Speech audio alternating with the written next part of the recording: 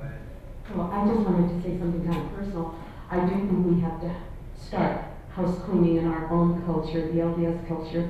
I'm the first member of our family to become LDS, and I came from a United Nations of religions in our home, so I find it so foreign to be intolerable. My father was Catholic, my mother was Methodist, my grandfather who lived with us was a Presbyterian lay minister, and my cousins were evangelical. And by the way, I loved it when they came over because, boy, the joint was jumping.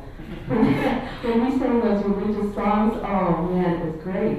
And so I think that because of my background, I find that a little foreign to be intolerable. And I know when my husband, he was also the only member in his family, and when his son moved here with his family to be closer to his father, everybody was wonderful, with a tiny exception of a couple of families that would not allow their children to play with his children because they were not LDS, and because they drank wine before dinner. But it was a good wine, it wasn't a cheap wine. It was really quality wine. The kind Jesus made. Almost, it was expensive. Yeah. Well, yeah, of course, my husband was a professor at BYU, but, and Greg was a professor at UVU, the non-member professor that drank wine. And so, again, I support what they're trying to do very much, and I hope that in our own family of LDSism, we can get this across. Love it. Thank you. You know, one of the reasons why I decided to read the excerpt from that quote was to show that the kinds of things that Ryan is talking about in film, this kind of tribalism and the need for introspection, is present in every community. Every religion has the ugly and the beautiful within it. You know, and living here in Utah, we see both the beautiful and the ugly elements of local tradition and culture and folkways.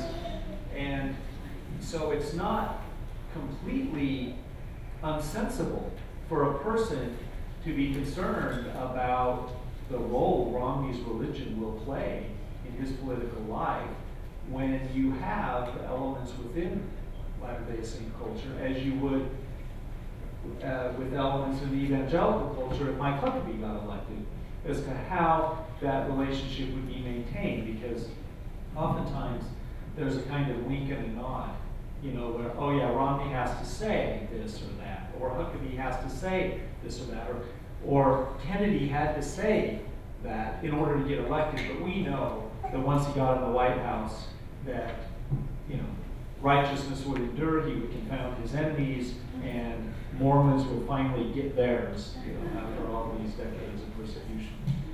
Okay. On that point, that brings us back kind of to Dan Peterson's comment earlier. I thought you were going to say, and that 7-year-old Muslim boy, when he becomes president, also. In other words, there is no tribe that doesn't have this problem, right? And recognizing that, bringing that right to the table, is something that's a very healthy thing to do. I loved your conflicted response, Dan. You know, I'll just say this: in my family, we're mixed politically, and my wife and I have the habit of praying together at night. And I'll just say, one of us, when they pray, prays for the Romney campaign. Okay? And the other has to remind, well, doesn't God also care about the current president?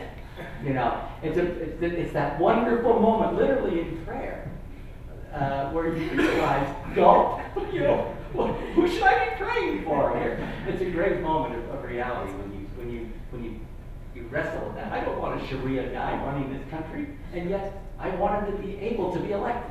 You know, that's the wonderful tension.